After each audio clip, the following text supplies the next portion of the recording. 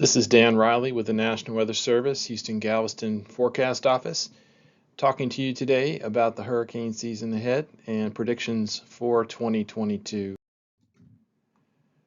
First off, let's look at some of the storms of the past that have impacted Brazoria County.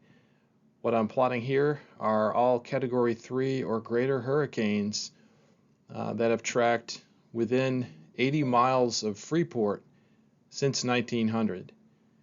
And you can see some of the big names there. The last storm, Cat 3 or higher, to meet that criteria, was Alicia back in 1983. You also see Carla there, tracking into Matagorda Bay back in 1961. And there are some other storms, of course. The 1900 storm, very famous, and the 1915. Those were both Category 4 storms that tracked into the west end of Galveston and across Brazoria County. So, and there was another Cat 4 in 1932. So it's been a long time since we've had a very high category hurricane into Brazoria County, but it can happen.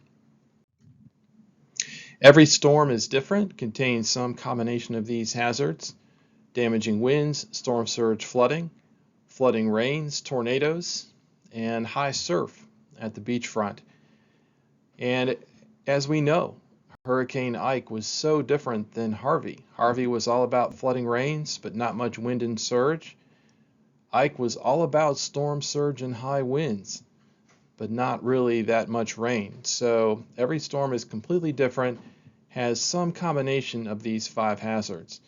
Now, of these five, what are the most dangerous? Well, you can see that looking at this pie chart showing the percentage of fatalities from hurricanes and tropical storms from each hazard. And you can see about half are from storm surge flooding, about a quarter from flooding rains. And it really is the water-based hazards that lead to the most fatalities and are the most dangerous. We think of hurricanes and winds, but we really do need to be careful of storm surge, and that includes portions of Brazoria County. So where do we find these hazards? This is a look at weather radar back from Hurricane Ike in 2008.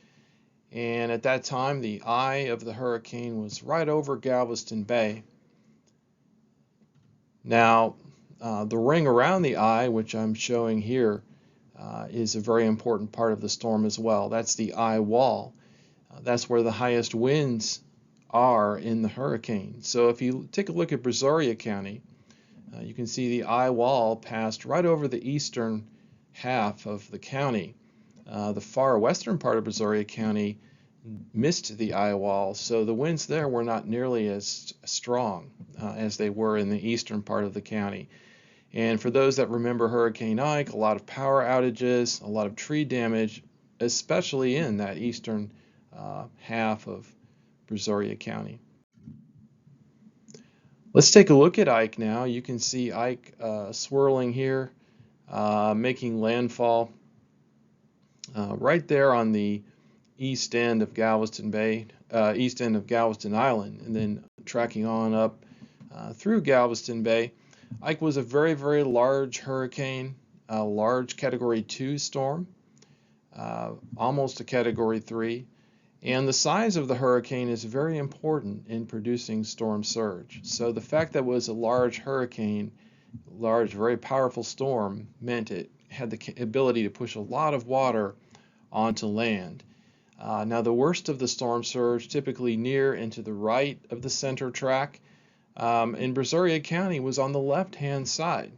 Even so, places like Sargent, Surfside, coastal areas, Freeport, had a lot of storm surge flooding, even on the left side, but it's even worse on the right-hand side of the track where the winds are more onshore. Talking more a bit about storm surge flooding and high surf, interesting photographs here on the left-hand side showing the tremendous waves and surf hitting the seawall at Galveston and the big spray getting pushed up. In the lower left, that's a photo from the 1915 hurricane. Many of you all may know The seawall was built after the 1900 Galveston hurricane, which is our country's greatest natural disaster to date. 6,000 to 8,000 lives were lost. So storm surge flooding is certainly very dangerous, but the seawall has been protecting Galveston Island since then. And you can see it doing its job there in 1915 and 2008 with Hurricane Ike.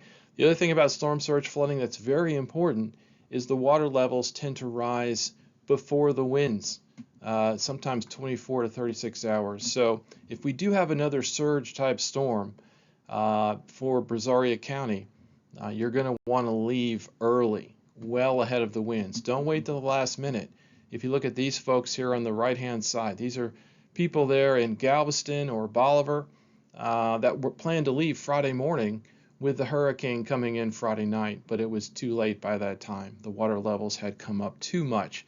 So again, if there is an evacuation ordered and you need to leave and you're in a surge zone, you're really going to want to leave early, probably a couple days before the winds arrive.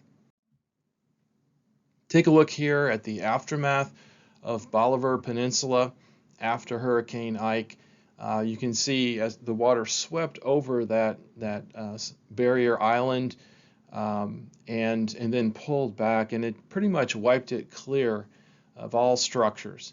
It's really not a survivable thing to do. You just don't want to ride out a storm in this surge zone. So, because you just can't survive that. Of course, as we all know, Bolivar is the barrier island just up the coast from Galveston. They were in the absolute worst position for Hurricane Ike. And remember, this area is quite low, kind of like our Blue Water Highway area in Brazoria County and some of the Surfside areas. So you just really want to leave if we're facing a surge type storm. Looking at the hurricane season forecast, it is looking above average, even though we're off to a slow start. In this recording being made in late July, we still think there will be more than average storms. Average number of named storms, 14. The forecast is for 14 to 21. The average number of hurricanes is 7. We're forecasting 6 to 10. And major hurricanes 3 to 6, the average being 3. This applies to the whole Atlantic and Gulf. We don't know if Texas will get a storm or not. We have no way to predict that before the season, but undoubtedly we'll be looking at a lot of storms out there in August, September, probably October as well. Here's a look at our links. And also, you can scan the QR code here. This will open up our severe weather guide.